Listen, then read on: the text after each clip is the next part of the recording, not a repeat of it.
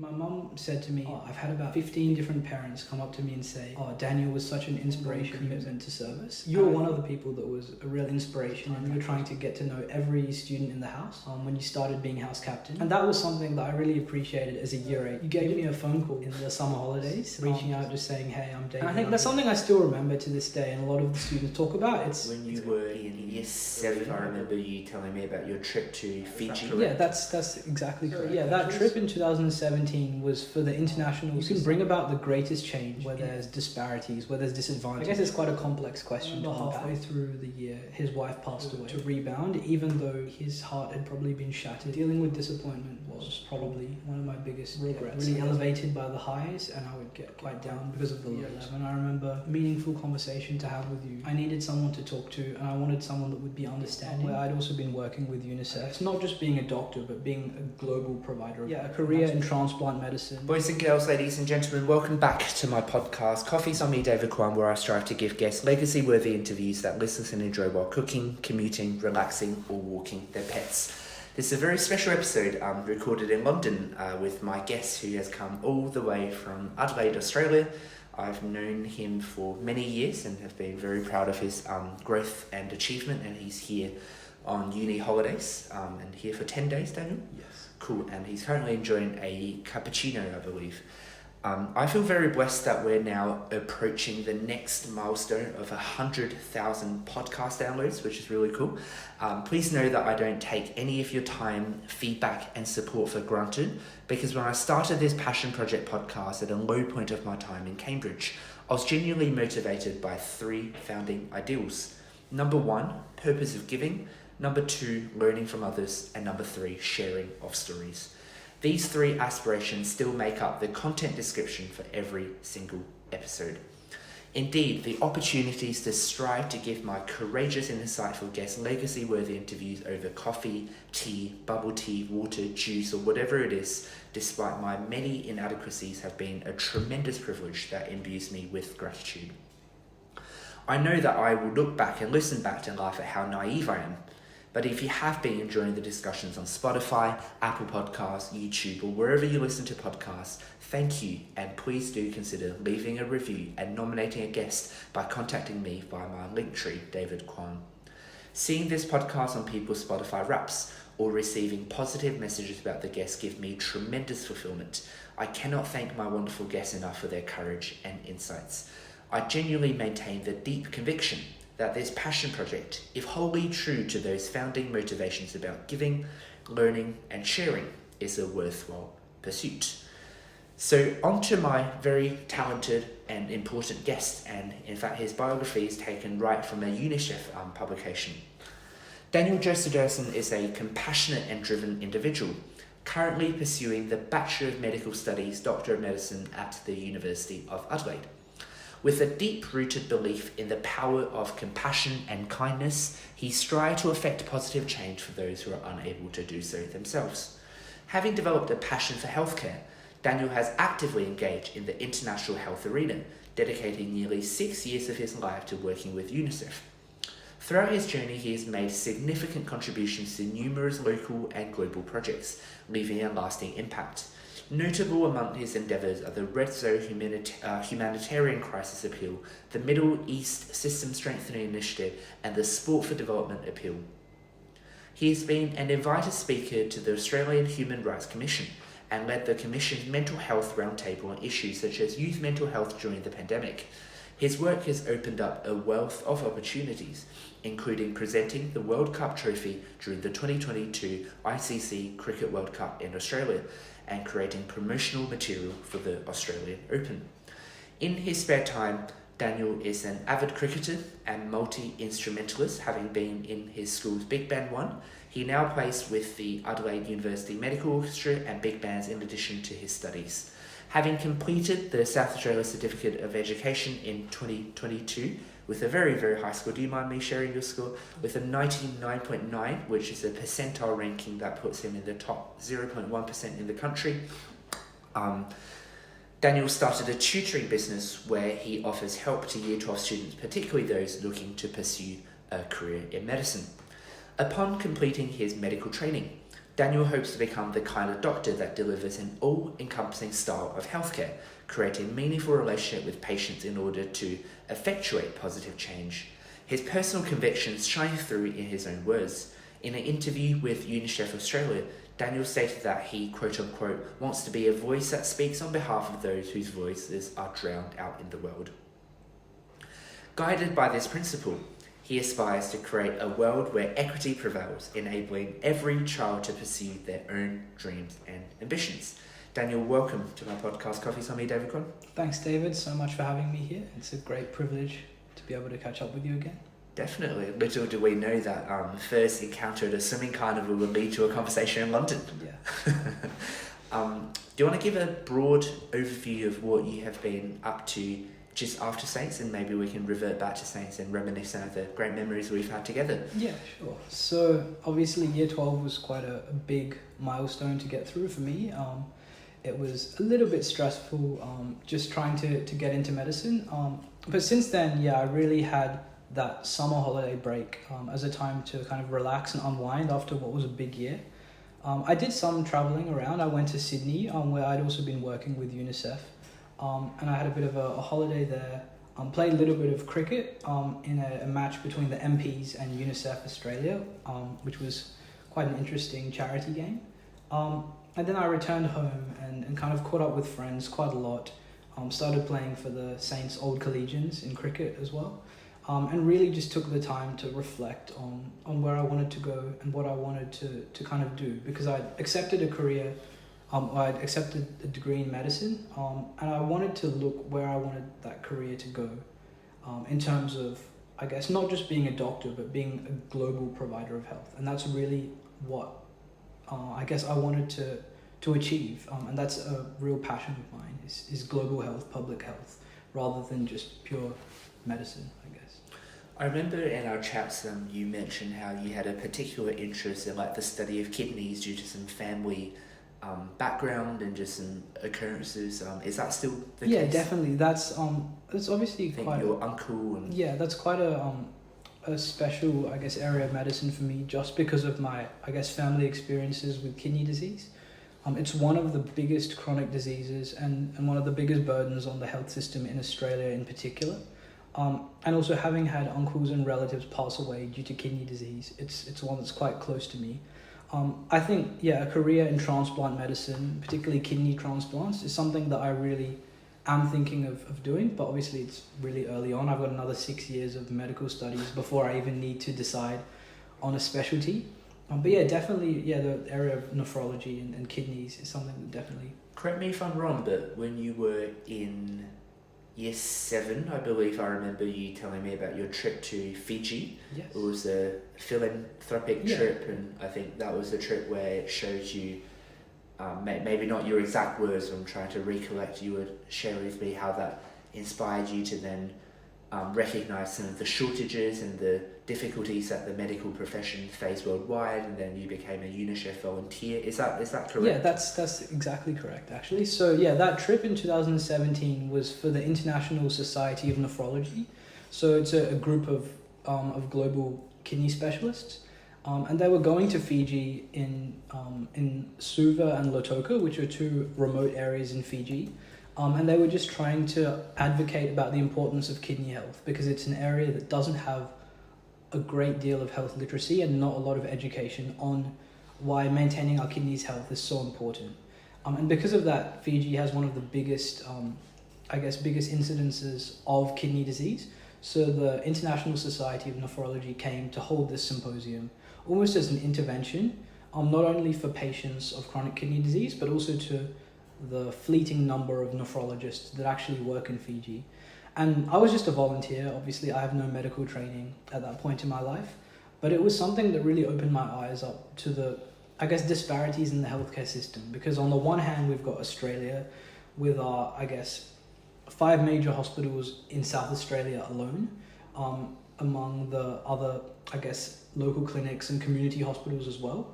Whereas in Fiji, they had one hospital in that location, which was accessible to patients, and it was very rundown, very underfunded, and its staff shortage was immense. And I think it really just showed how much health can vary across the world. And it brings me to something you mentioned just earlier in our chat before about how you can bring about the greatest change in areas where there's disparities, where there's disadvantage. And you were talking about it through the lens of education. And I think health education is pretty similar in that you can bring about the greatest change in areas that are disadvantaged themselves. And so far in your first semester of medical studies, have you been surprised, either in a good way or a bad way, about any of those previous, understandings that you've had through your volunteering trips?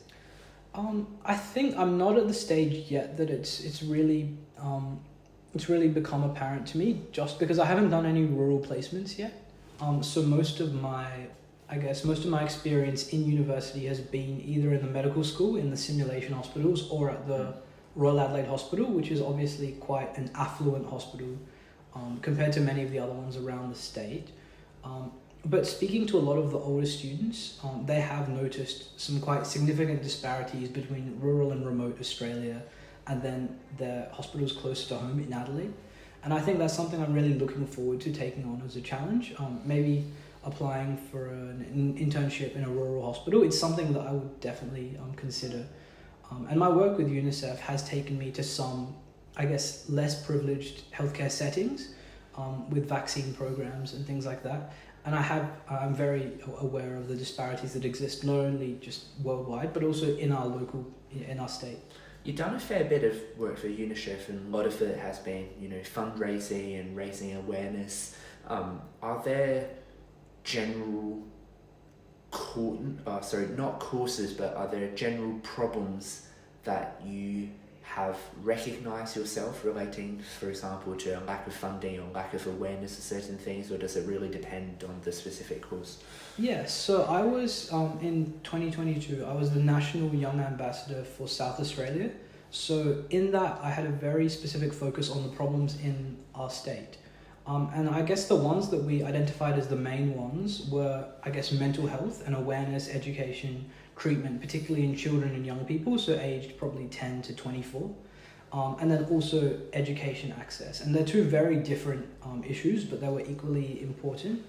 And I guess mental health was one that really kind of resonated with me because I was going through the high school experience, and that's where research shows a lot of the mental health problems and concerns do come up in high school and tertiary education. And speaking to students from all around the state, so I did a few trips to different parts of South Australia to speak with the students in a kind of anonymous environment. And it really did expose me to, the disparities in access to mental health care that, for instance, I would be able to receive as a student at St. Peter's versus a student at a school that doesn't have access to their own counsellors, doesn't have access to mental health education, and doesn't have access to a GP in an immediate area that they can call upon when they need help. I think Saints, especially with Mr. Murray's kind of leadership and focusing on positive education and their investment into mental health, I think we've really done a good job of stigmatizing it. Just the Beyond Blue Weeks, the availability of counselling, and just the prevalence of people going to counselling. And I was definitely one of the people who tried to make to take that trip to recognise that there's more than just mental illness and normality, but there's also a higher state of flourishing that we should all aspire towards to. So for you, having located that, the issues concerning mental health, and also going through, as you said, the stresses of high school and the high expectations that you placed on yourself, how did you go about maintaining your mental health, but also boosting your well-being? Yeah, so that's, it's quite a complex question to unpack. But I will say the first thing that kind of helped me was to identify that it's okay to not feel okay all of the time. And that's completely natural. And I think I found within my group of friends as well, there were some days where we'd be feeling really great about ourselves, some days we probably wouldn't. And I think identifying that that's normal and that's okay is kind of the first step. So I would say having a strong friendship group throughout year 12 was something that was really important because we're able to rely on each other. We're all aspiring for the same things. We're all going through the same journey, and our experiences may or may not be the same, but that's okay. And I think also not being afraid to, I guess, reach out to others, whether that be through staff members, teachers, mentors, and other friends. I think that's really, really important. Something else that Saints, I think, does really well is with the house and mentor system, where, you know, everyone instantly has a group that they meet regularly, and having that mentor who you can chat to and build a strong relationship with, not to mention all the extracurriculars that are on offer that you definitely had taken full advantage of. I think you did more than 3 sports, you know, playing, refereeing, and, you know, up to like 20 different ensembles, and it's quite remarkable what you've done. But how did you find, how did you go about forming friendship? Was it more coincidental in the sense that, oh, you just saw them regularly as part of a hobby, or did you make an kind of intentional effort to catch up or to spend time with a certain group of people? Yeah, so that's, again, it's difficult to answer, but I think one thing about Saints that is very common with a lot of big institutions is that by mere exposure, you're going to make a lot of friends, just by the number of ensembles and groups that you kind of get yourself involved with. So I know I played in, I think about 20 or so ensembles. 4 different instruments. 4 different instruments. I was in, I played cricket, I played soccer. I was involved in a lot of service learning initiatives at the school as well. There's the house system, there's the academic programs as well. There's just so much to be involved with at Saints that you're going to make friends, even without needing to I guess, actively put an effort for it. But I think that didn't stop me from wanting to get to know people. I know that's something a lot of successful people do, is just try and build relationships with people. And I know that's something you did really quite intentionally and very well at school. I think there was a time you were trying to get to know every student in the house when you started being house captain. And that was something that I really appreciated as a year 8 who didn't really know many of the older kids in school.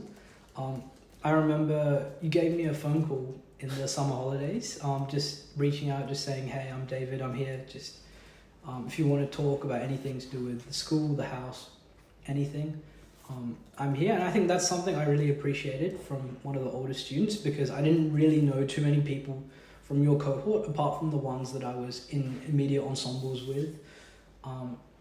And I think that's something I still remember to this day, and a lot of the students talk about. It's kind of putting yourself out there as a leader, and that's something we all really appreciated, because it makes the job of, I guess, getting to know people a little bit easier if you're new to the school or new to the senior school and things like that.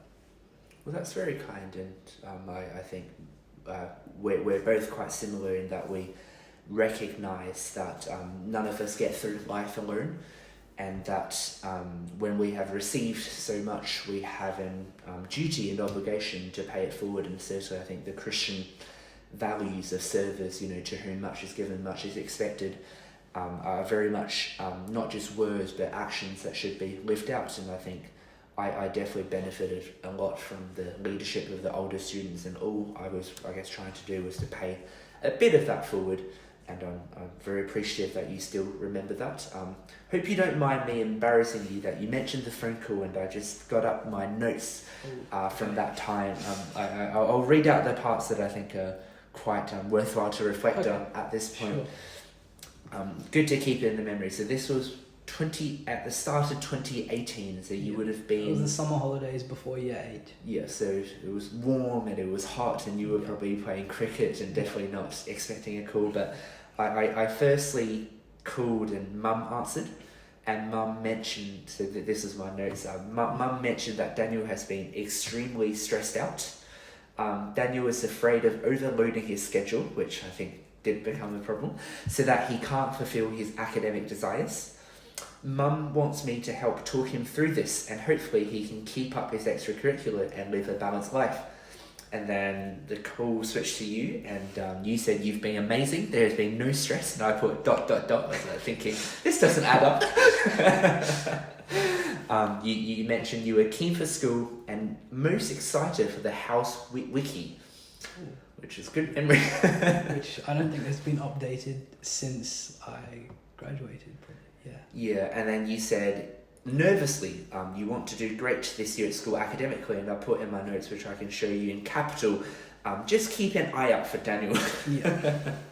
So I guess now on the other side of school, you know, we talk about here academic desires. You know, you're one of the very top achievers. You've got into the course that you wanted to. You've not only overloaded your schedule and lived a balanced life, but you've really excelled and flourished through it. How do you feel when you hear these notes of, you know, a memory from 5 years ago and the progresses you've made? I can remember it very clearly, actually, that I was sitting on the couch. I remember my mom had transferred the call, and I remember I was just thinking, I'm so stressed now. I don't want to start thinking about school already. But when I look back, I actually think the kind of things that I was worrying about, they were so insignificant in the whole scheme of everything, but in that particular moment they felt so important to me. And I think that's something that's a good lesson to learn about life. A lot of things will seem really important at the time, but in the scheme of things they're just minor specks in like a massive world. And I think that's something that's a really important lesson to learn. I think also sometimes the hard part is not just not recognizing how small of a thing it is, but it's precisely that you do recognize how small of a thing it is, but yet you can't bring your emotions to overcome it, and you then become annoyed that you're annoyed at this thing. Fixating on something so small. Yeah, no, I say, but you're fixating on that. You're fixating on something so small. Yes, exactly. That's definitely still a problem that I face. Is just small things come up during the day. I'm like, I'm so annoyed, and then instantly I'll become, well, why am I annoyed? So I then become annoyed at why I'm annoyed, and I become annoyed that I'm annoyed. It's almost like a positive feedback loop that just keeps going. Yeah, absolutely. If I'm not mistaken, you were one of the early recipients of the Service Learning Medal, 4th or 5th?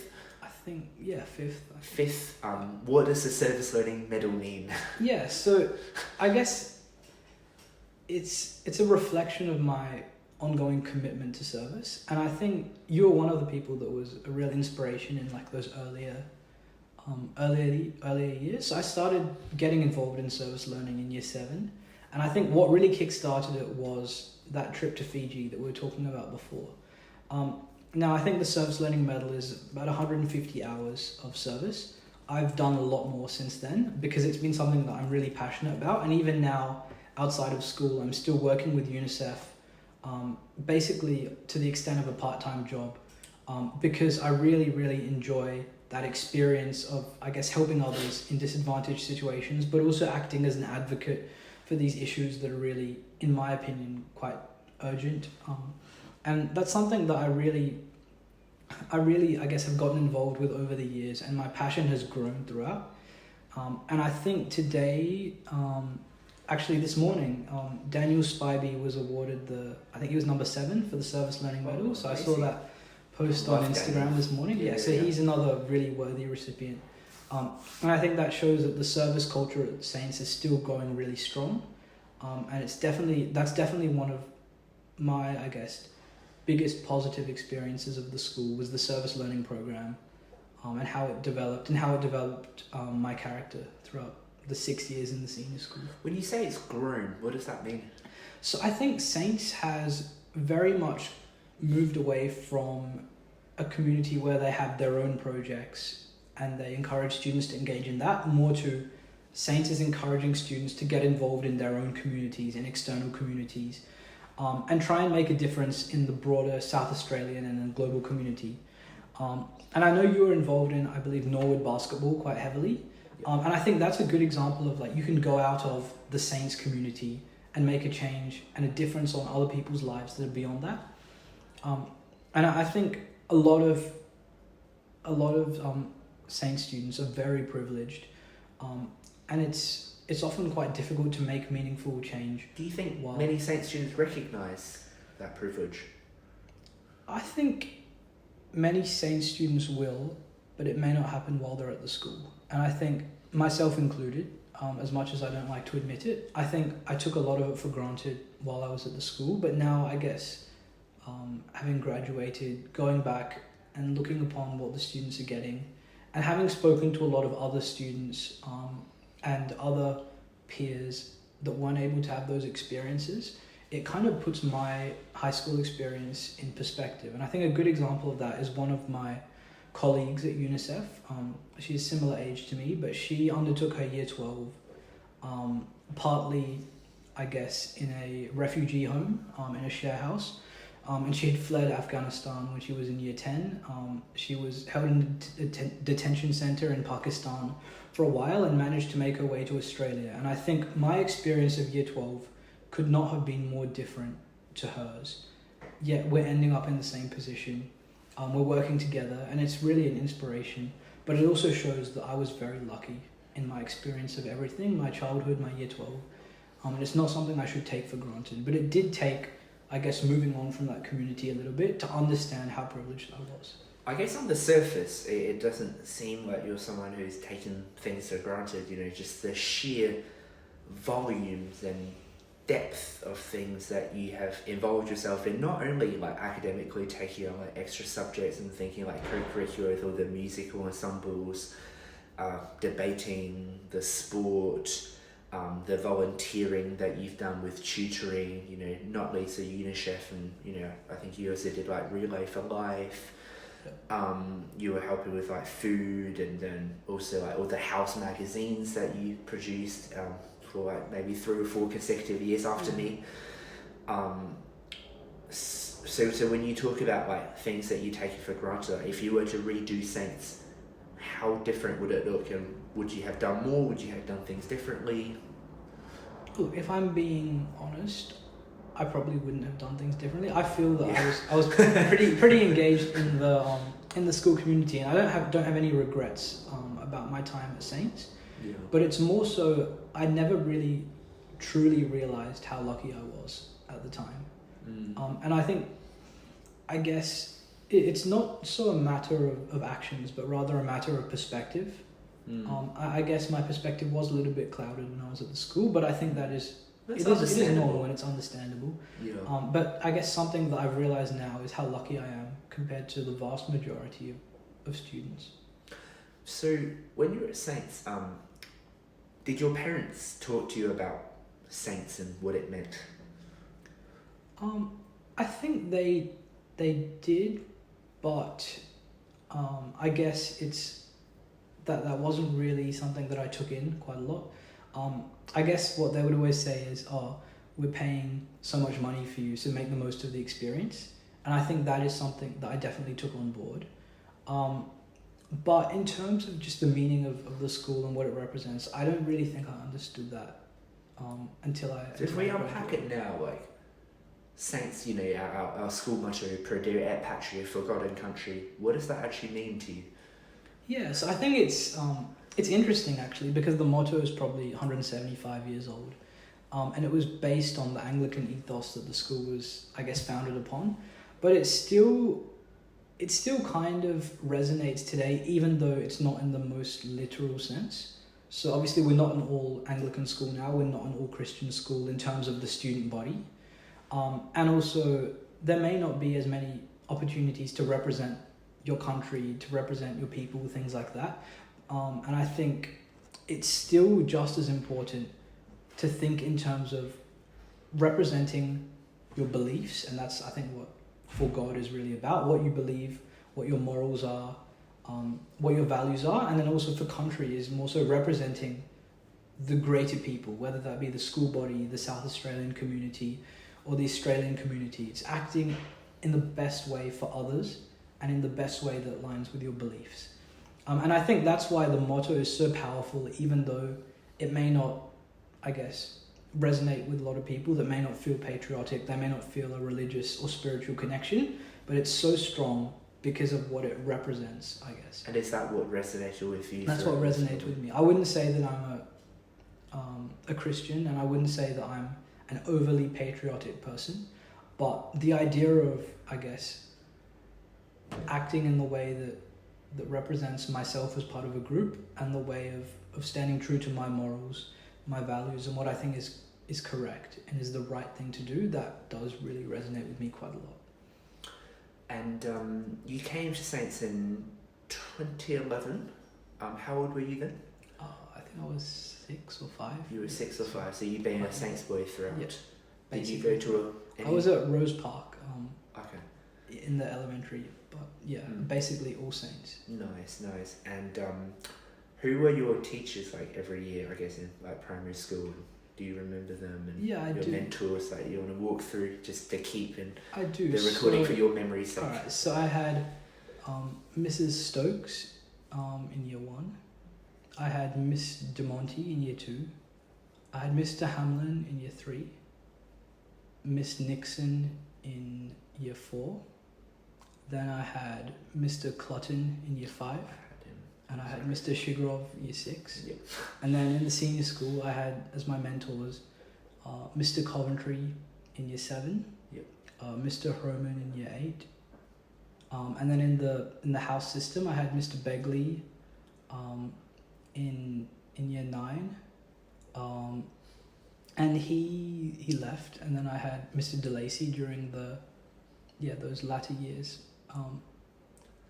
Now he's moved on. But yeah, those were the really important people, and obviously Miss Patton is my head of house. Really strong group of teachers. You've been very, very lucky. Definitely. So I guess now as an adult who's now left the walls and fields of Saints, any reflections on what are the common characteristics or qualities or traits that have defined the great educators who have most influenced you? Well, I think each one is so different in their style. But I think the two that kind of stood out most to me was Mr. DeLacy and then also Mr. Hamlin. So I'll start with Mr. Hamlin. He was my year 3 teacher. And for me, he was just the embodiment of resilience. And that was, I guess, a core value that really stuck true to me. So at the start of the year, his wife was diagnosed with terminal cancer. And she was quite unwell. And I remember him kind of trying to power through because he wanted to be an inspirational educator. He wanted to be someone that was able to inspire us, even though things probably weren't going the best for him. And I remember halfway through the year, his wife passed away, which was a very sad moment, probably something that we couldn't comprehend when we were just 8 years old. But it was something that, I guess, the way that he was able to rebound, even though his heart had probably been shattered from what was a really traumatic experience, he was able to still come to school, empower us, inspire us. He would tell us stories about his wife and about his children and about the things they had done.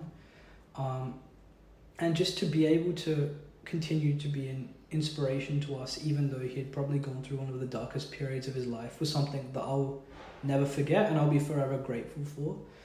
That year was one that was particularly, I guess, strong for me academically, and that was because he had been such a pillar of support throughout the whole way, even though he had probably gone through one of the darkest years of his life, and that's something that I'm forever grateful for. Wow. And then Mr. DeLacy, look, he was just inspirational. I remember thinking the first time I met him, I'm not really so sure about this guy, because I'd had Mr. Very Begley. enthusiastic. I'd had Mr. Begley as my previous mentor, and he's obviously like a science guy. And I'd been wanting to do a science-based like career. I wanted to get into medicine. I wanted to do all these science subjects, and I was like, I've got this PE teacher. I don't really know much about him. I've never had him before for anything like that. But no, he lived up to everything I could have ever hoped for in a mentor. He was truly great. I think he was just after your time because you left in 2019. I knew him. And then he came into Hawks. Oh, yeah. I think the year after you left. Sure. But no, he put in a really great contribution to our mentor. He made this really positive culture that I think we didn't really have too much in the years before. Maybe that was just because I was disconnected. All my fault. No. But he was... The correlation is that I left the school and the positive culture came. You started the house-wide positive culture though, and that is I guess Hawks after you left. We never won anything, but we would have won the culture award if there was one. But no, Mr. DeLacy, he was great. I still keep in contact with him occasionally. I spoke to him the other day when I was at the Spock cricket. He was there teaching athletics on the side, and I just had a chat with him. And no, he's now been successful to get a head of house position at the school as well. Which house? With McDermott, Nice. and they're currently top of the George Murray Shield table. So I think he's done a great job, and he really deserves anything good that comes for him. That's wonderful, and I think these are all, remarkable educators who get up every day to serve and to embody the very values and to building young men into one of service, kindness, character, compassion, the things that you have mentioned. I do think I really love always hearing about kind of your reflections on the goodness of other people, and that was something that I really enjoyed when I was chatting with you at school. We would sit, I would just bump into you at the sports centre or after music rehearsal or Generations in Jazz or just in front of Mem Hall, just to hear about all the different people and how they're touching your life. And not only that, I think what has always impressed me about you is how you then try to pay it forward, then you try to be that same type of person for other people. And I know that you've helped many younger students start their own service project. At least 20, 30 younger students who you've personally mentored, even though you had very significant studies. Would you like to talk about what the process was like in helping others start their own service learning journey? Yeah, so I think it's very different being someone that's getting involved in service yourself and mentoring other people. But I think that as I kind of developed and matured as an individual, I was, I guess, more and more inclined to help others get started. So I think a good example was the Red Zone Crisis Appeal. We ran a couple of fundraisers. We ran an awareness raising initiative at Muster as well. And that was with 5 current Year 10 students. They were in Year 7 and 8 at the time. And yeah, I think that's I think it was a good stepping stone for me, because it taught me that being able to inspire others is really difficult.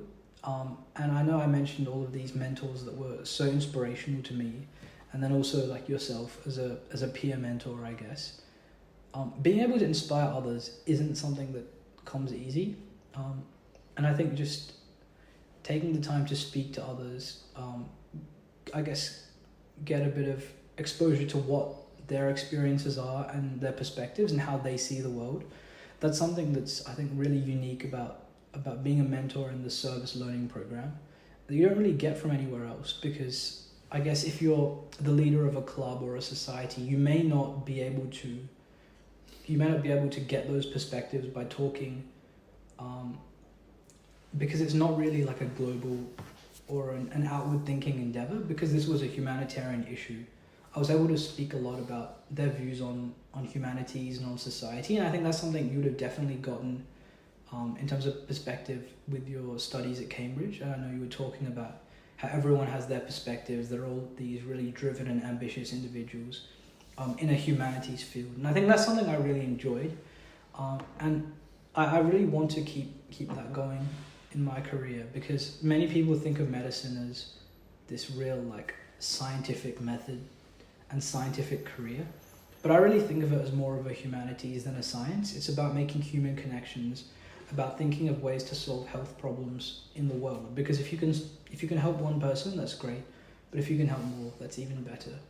And I think that's what I really want to be, an inspiration to others that kind of understands the human perspective and the way that people view different things. And that's something that, I really want to look forward to in these coming years. I love the word inspiration, because I think we all resonate with people who are inspirational and moments of inspiration and ideas of inspiration.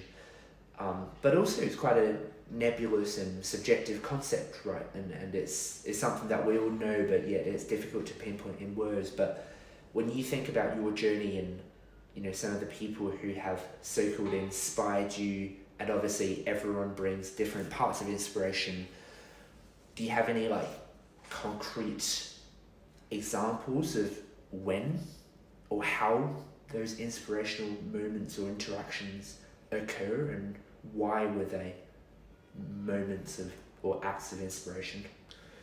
So again, that's a very complex question to unpack, but I actually think inspiration doesn't really hit you until after the event, and that's something that I've come to learn quite a lot.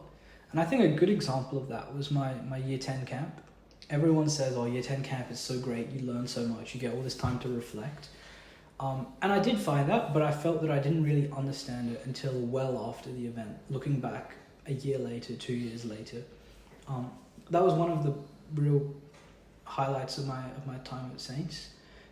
Spending a couple of weeks just out of the school, just in the surrounding South Australian area, just kind of enjoying some time to myself and some time with my peers. And it was just having those conversations with my other mates from Hawks, because we were doing it in houses, and it was a good opportunity to reflect. And that's something I learned, is that inspiration can really come from anyone. It's not like there are these like people that are all of a sudden so inspirational and you have to find them. It's more so anyone can be inspirational. It's just a matter of how you interact with them, and if you can find a way of interaction that suits you and suits them. And I learned so much about so many different people in that camp, people that I may not have talked to before, I may not have had much to do with before, but I learned about them in a completely different light, and I learned so much from that experience. Were you a confident student, kid? Were you confident? I would say I wasn't really confident in myself. Look, I tried to be kind of outwardly confident, if that makes sense, but I never really felt confident in myself, and I think that's something that I'm still working on now. What gave you confidence then? I'd probably say, I guess, reflection and talking to others gave me confidence.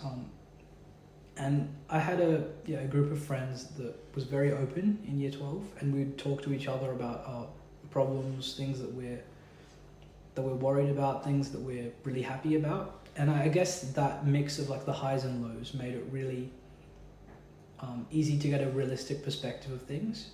And often this negativity bias kind of goes out the window once you start talking about your problems. Because what may seem like the end of the world to you, to someone else, it might seem like just a small blip in the radar. And I guess having that perspective to talk it out with other people makes things a lot more rational, I guess. So I'm assuming that if you were trying to be outwardly confident, but you knew, of course, that inwardly you were still working on it, as we all are, I think. Does that mean that when you were an older student yourself, and when you then see the younger student, you can recognise some students that are really perhaps struggling, while others, even though they appear to be fine, may also benefit from some encouragement and kindness? How did, I guess, your own evolving confidence and alike influence your leadership for the next group of people? Yeah, so I think being someone that was always quite nervous and quite, as I said in that discussion on the phone, I said I wasn't stressed, but I definitely was. I think that's a good example of me kind of trying to hide it. But I think what I've learned from that is that everyone's going to have rough times in their life, where they need help, they need support, they need to talk to someone. And it's about identifying that in other people. And I've learned that quite a lot in this kind of, this period now. The year 12s currently, they're all the ones looking to go into medicine are taking their UCAT exam. It's probably one of the most stressful things I've ever done, was sitting the UCAT. And what these guys do is every day they do a mock exam and they get a score from that exam. And it's either a score that's good or not so good. And it's completely normal to have an immense spectrum of different scores, an immense spectrum of different performance. And these kids, I'll go to the old scholars tutoring at Saints and I'll be like, how's everything going? And they'll either be on top of the world or they'll be at a really rock bottom place just because of this really stressful exam, and it's because it's the weeks leading up to it. And I think just taking the time to speak to all these kids, I can really tell when they're down and when they're really like at a high. And it's just about trying to find a balance of trying to be supportive and encouraging, but also give them really tangible and realistic advice to help them improve. Because I was that kid that had a goal at the start of last year to get into uni to study medicine, and I can see that in all of these kids.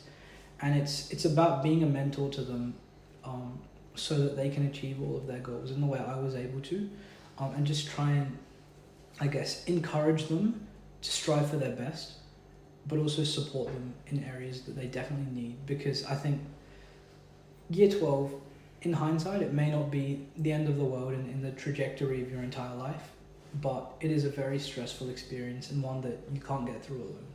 What's the most impactful act of kindness you've ever given or received that is not well known? It's a tough one. So I guess the one that I've received definitely would be an act of kindness from Mr. Lacey, my mentor. He took an hour out of his day. When I was on a particular day, I wasn't feeling that great about myself. I'd had some personal struggles, and he took an hour out of his time just to sit there and chat with me about life. And I think I'll never forget that. I just sat in his office and just talked. And I can't remember what we talked about, but I remember that I left there feeling much more positive about myself than I did when I was there at the start. And I think, and that was in my year 12. It was at a time when I was quite down, but I'll never forget that act of kindness from him. Given? And in terms of give, it's hard to find or to identify, I guess, acts of kindness that you've. But one that I think I didn't actually realize until probably the end of the year at graduation was my mum said to me, I've had about 15 different parents come up to me and say, Daniel was such an inspiration. He was able to mentor and help help my son, help with this and that. And I was kind of thinking about it. In year 12, I really wanted everyone to achieve their best, which is quite counterintuitive with the whole idea of an ATAR being like a ranking. But my friendship group, we really inspired each other to perform at our best, and I think it was one of the best SACE results across the board that Saints has had. In that we had, I think, 6 people with 99.9 or above in the SACE cohort, which is really quite remarkable. And it was just helping others with their schoolwork if they asked for help, without expecting anything in return. And that was if I was on top of an assignment, but there were other people who had perhaps left it to the last minute, just being willing to talk it through with them, explain things, and have discussions with them and stuff like that. I think that was something that I really didn't realize that I was doing until other people thanked me for it at the end of the year. And I think that's something I really want to be able to do. I want to be in a position that I can help others without expecting anything in return. And maybe that was well known to other people, I'm not sure, but it wasn't really well known to me. And that was very humble of you. I'm not at all surprised, and I think, as I've told you many times, I think lots of people think incredibly highly of you, and it, I think, is always it's always worthwhile to see who's saying good things about you, and I think a sign of someone who's doing great things is when he's helping out people who can't really directly help him back. It's easy to be nice to a teacher, it's easy to be nice to a coach who will be able to immediately give you certain things, but to help out the younger students, to help out those vulnerable and struggling within the wider community, I think is a sign of genuine compassion, and it's something that we should all strive to do more of, and I definitely hope to be more of that kind of man myself, and I don't at all claim to have reached that level all the time just yet, but I think the fact that I just hear younger students and those who are struggling talk about you, I think that was when I realised, well, he's actually very serious about service, and he's so serious that it's just habitual, right? It's just not something that you feel like is out of the norm, but when that becomes a habit, it really just elevates people who you don't even expect, and it's quite beautiful. Life is such a web of different relationships and communities and interactions and energy. It's really nice. I know that things have worked out really well. You probably feel like you're exactly where you want to be with all the opportunities that you've had. And in fact, obviously we talked about the privilege and the gratitude of the Saints education and the opportunities that come from it, but I think it can, if we're not honest with our struggles and vulnerabilities, it can also get to a bit of toxic positivity where, you're meant to be happy every day, you're meant to look back everything and go, that was completely right and that was completely good. I know that you've not always, I guess, been recognised, not always had things gone your way. I think both of us can resonate with that. How do you deal with, I guess, disappointments, unfairness? Because life isn't always fair. Like we can recognise our privilege, while also recognising certain parts are just not quite fair. How do you deal with situations like that? Yeah, I think that's a tough one for me to answer, because I did mention I don't have any regrets about my time at Saints, but I would say dealing with disappointment was probably one of my biggest regrets, I guess, looking back. I think I didn't really deal with disappointment in the best way, and I think I was someone that often was very impressionable. I would get really elevated by the highs, and I would get quite down because of the lows. And I guess that's something that I need to kind of get used to, is dealing with disappointment and happiness in a kind of composed way. And I think that's something I hope will evolve as I mature as an individual.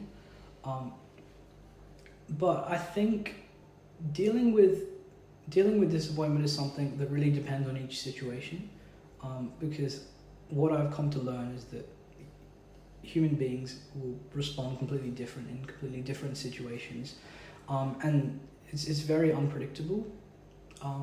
But I think that kind of having, again, I feel like I've said this a lot of times, but having people to speak to is so important. And I remember probably one of the biggest disappointments that I had at the end of year 11. I remember having a chat with you. I sat and had a coffee with you in the City Cross in Ronald, just before starting Sony Camp. And I remember that was a really meaningful conversation to have with you, just because I needed someone to talk to, and I wanted someone that would be understanding.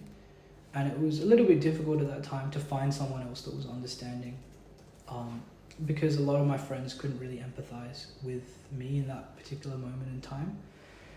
So I really appreciate having that chat with you as well. It's something that I really remember quite well.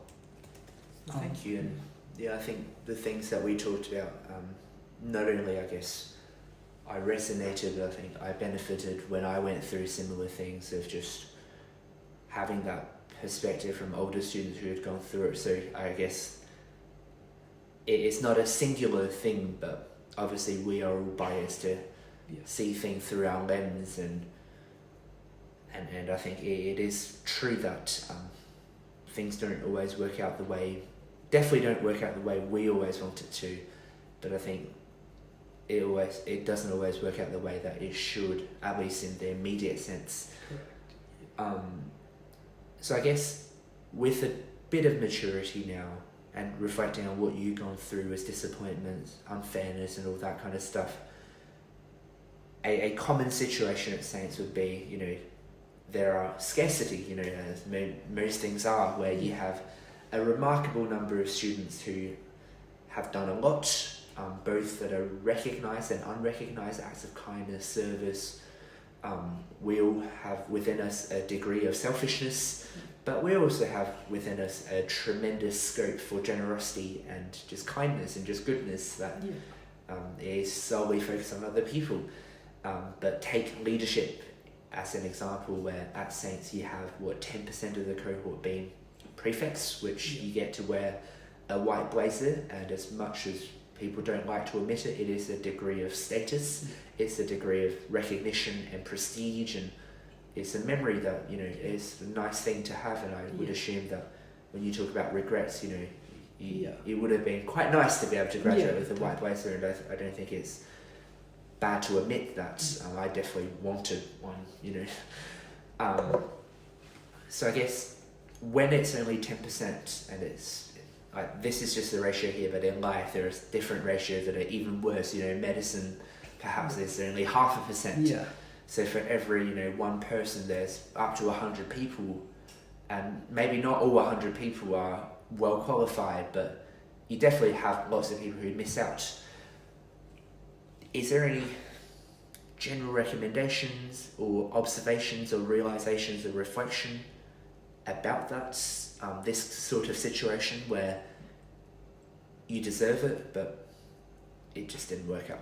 I mean, sometimes things are out of your control, and I think it's important to recognize that, I guess, this idea of everything happens for a reason. Does it?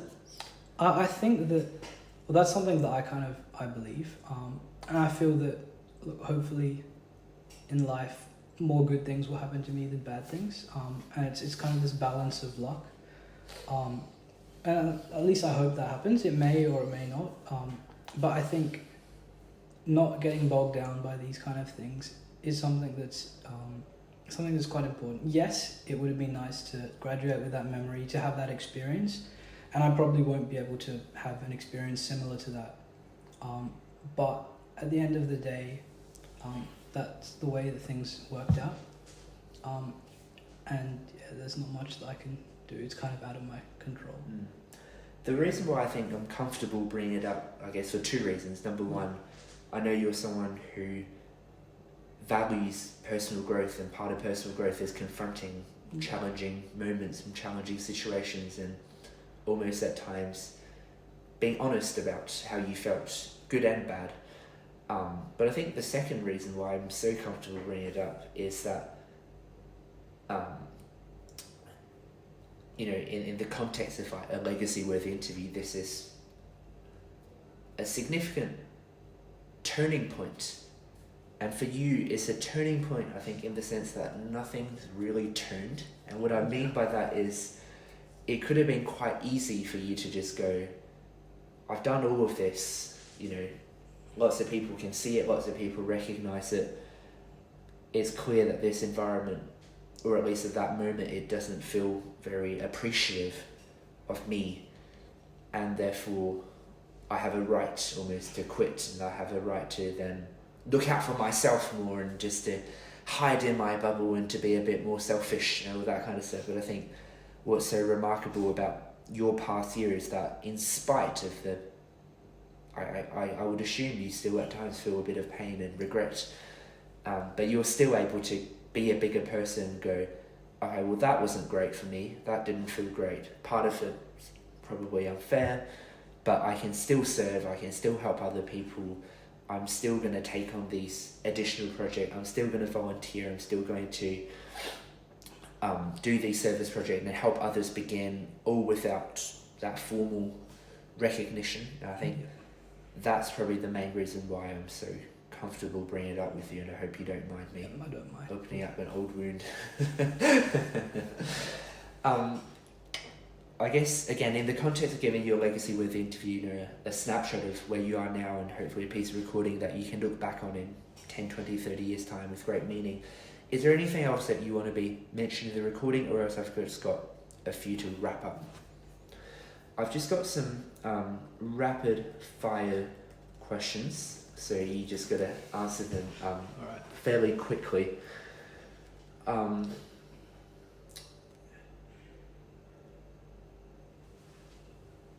Who do you text the most? Ooh, that's a tough one. I'd probably say my sister. Yeah, I just try and, I don't know, keep in touch with how things are going with her, make sure she's okay. She's going through the high school experience now as well.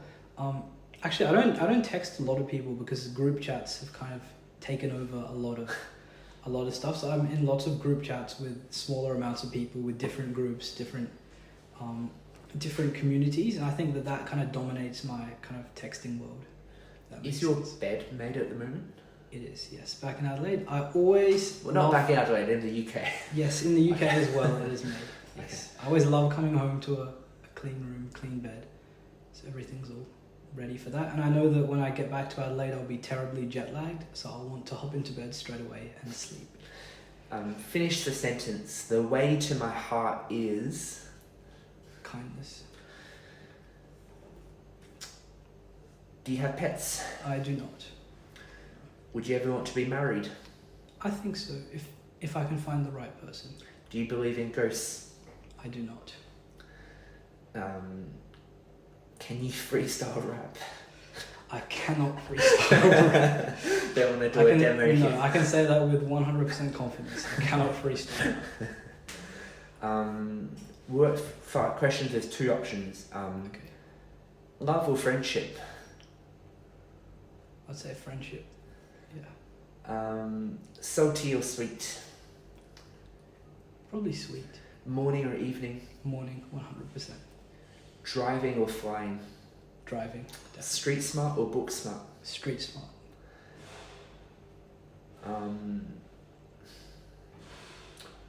What is your last Google search that you're comfortable with? My last Google search was Notting Notting Hill Gate to Farringdon. Definitely looking for the tube map because I cannot read those complicated maps with all the lines. It's just too many lines, too many colours. What's your favourite pun? My favourite pun? Actually not sure. I can't think of many off the top of my head. I guess to wrap up then, a bit longer than, I know family means a tremendous deal to you, and they've helped you, they've given you unconditional love, they've sacrificed so much for you, and they continue to continually cheer for you. So I believe you got your sister, your mum, your dad as your immediate family in Adelaide.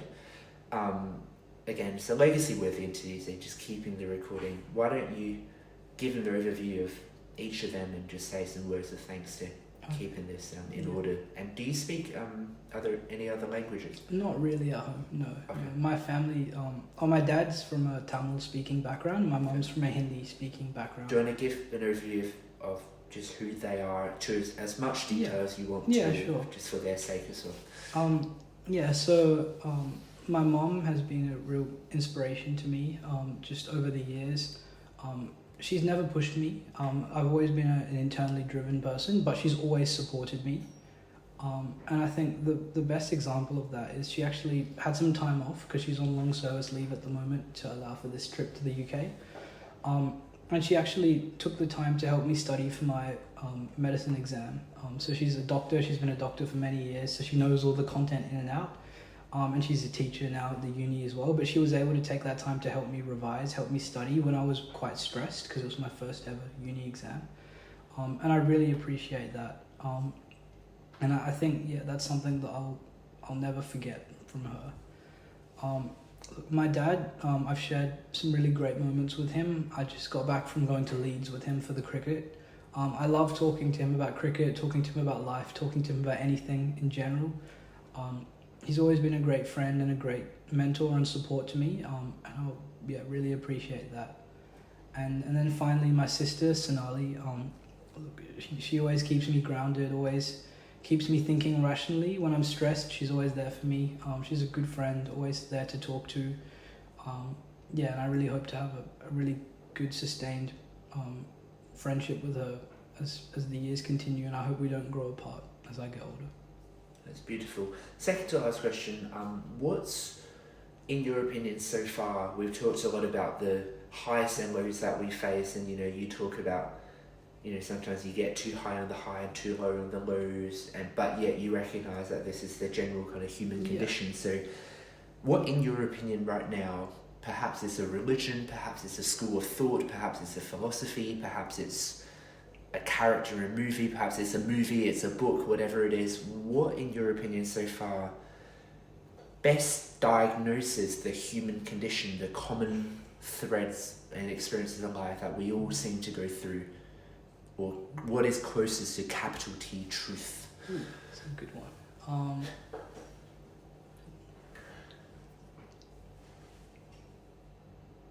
I would probably... that's a tough one.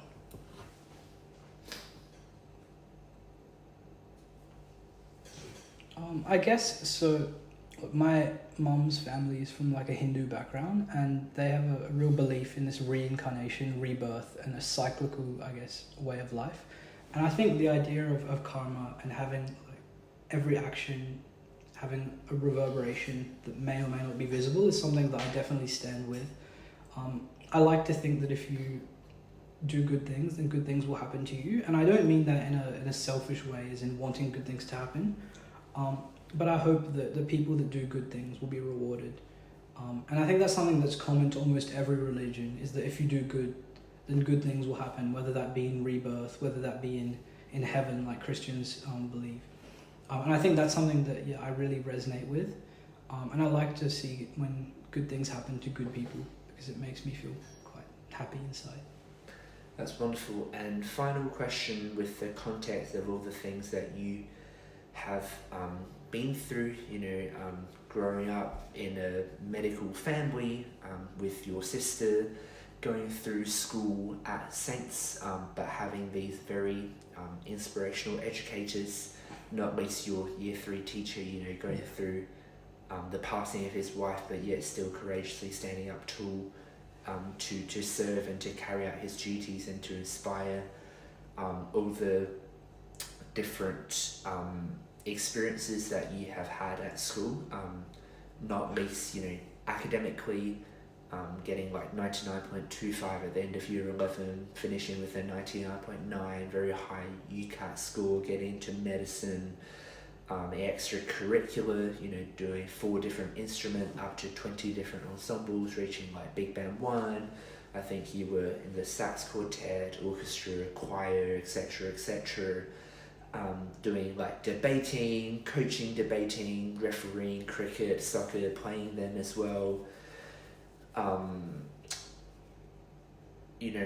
Going on all these different trips, like Generations in Jazz, doing public speaking as well. I think you were a finalist in the WH Irwin, year 7, year 8.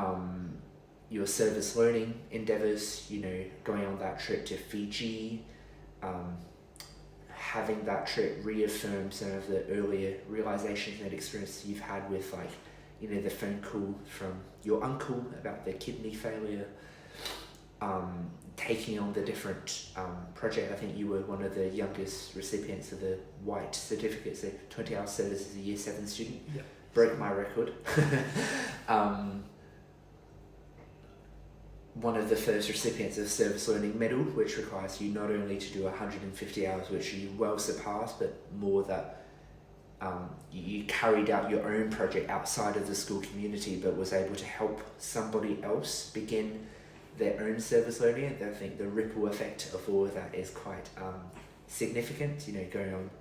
And also your experiences growing and reflecting, say, on the year 10 camp, not wanting to do it initially, but now really finding the value of spending intimate time with a group of people who you thought you knew, but actually when you spend 24/7 with them for 21 days straight, you get to see a very different side of them, for better or for worse. And also, I guess, aspiring for leadership, which I think is really good, to have that kind of ambition to serve in a formal capacity, missing out on a white blazer, missing out on a prefect role that you perhaps really, really wanted, and I think really deserved as well. But then also recognizing that there are things that are just simply outside of your control, and there are lots of very worthwhile, there are lots of worthy people who put a lot, but not everyone can get it. But that, knowing that fact doesn't really help you in that moment at all. Having the chats, that we have had all around the school, on the lawn, on the bus, everywhere, but then also you helping out the other kids, and just now starting at medical school and coming here for a holiday. And when you tie all of that together, what's like one message, quote, or saying that you wish every teacher, coach, leader, doctor, professional would advocate or promote, and every child would internalize? Your message to the world, summarized, condensed. I think if you can be anything in this world, be kind to others. Thank you so much, Daniel, and it's been such a pleasure to see your growth. And again, what I admire most is just how you continue to be kind and to serve others, even when things don't go your way, and when people don't always recognise the work that you put in behind the scenes. Thank you so much for having me. It's been great chatting to you today. It's brought up a lot of memories that I might have forgotten about a little bit, but it's been good reflection. Oh, that kid who wasn't stressed on the phone call. Come a long way.